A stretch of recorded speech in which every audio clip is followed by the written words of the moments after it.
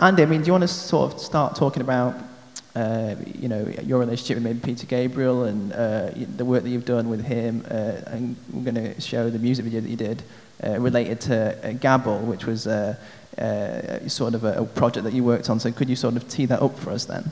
Sure, absolutely. The first thing is I really enjoyed the video competition. It's very difficult when you're cast in the role of judge to make a call on that. Much easier than when you sat at home watching TV or something. It was very different from what I expected, just to spend a moment on that. I thought that there were a couple that were infinitely better than I expected any standard to reach, and a couple that I wasn't so impressed with.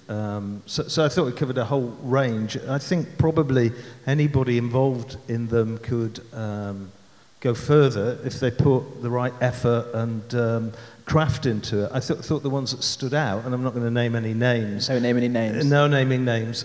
It was very clear a lot of work had gone into it, and some seemed to have a lot more craft and skill, forgetting budgets than others. And I think if Matt or a young version of Matt had submitted something, it would have shined through today. So a great experience and a much bigger range than I expected. But you know, good on you for putting it on, and good on you guys for doing all of this, because it's great. Thank you, Andy. On to more boring stuff. Yeah.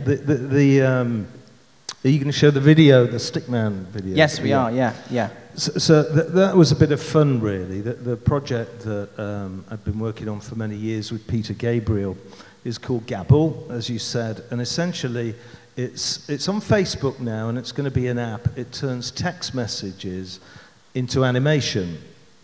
So I was saying earlier, if I said to Matt, or if I typed a text saying, I'll see you in the Bear's Head at 7 o'clock, or more likely I'd say it to my mate Steve, I'd type it in and Matt or Steve would receive an animation of the two of us, perhaps a stickman with our heads on, meeting and greeting each other, then walking into a pub or a restaurant and drinking with a clock behind and so on. But we had to go through a whole range of things that humans do: running, walking, laughing, crying, throwing up, making love, the works.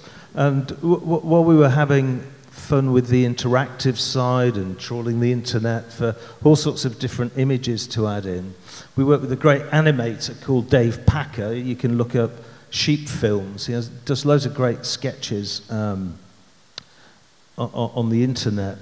Peter came up with the idea that it would be good to make a little Stickman video, first of all to use as a backdrop behind a live version of Sledgehammer, which was really daunting given the original video of that. It's probably the most watched one of all time, so that's not a brief I particularly enjoyed.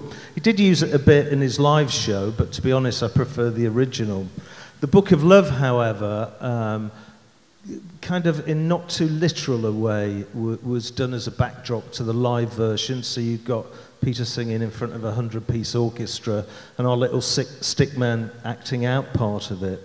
And then for YouTube, we thought we'd just turn Peter himself into a stickman and the orchestra as well. And again, in reflection of what everybody's done here, having gone through that experience, because most of my stuff's to do with apps or video games, I know how painstaking it is and how much time and effort goes into these things. I mean, this little thing you'll show now, I think took us the best part of 6 months to do, frame by frame, go back, oh, that expression isn't right, or the little stickman isn't holding the mic in the right position, and so on. So, you know, I don't underestimate what goes into these things. Definitely, it's a painstaking process, especially for any animation. And if we're ready, we're just going to take a quick look at the Book of Love music video.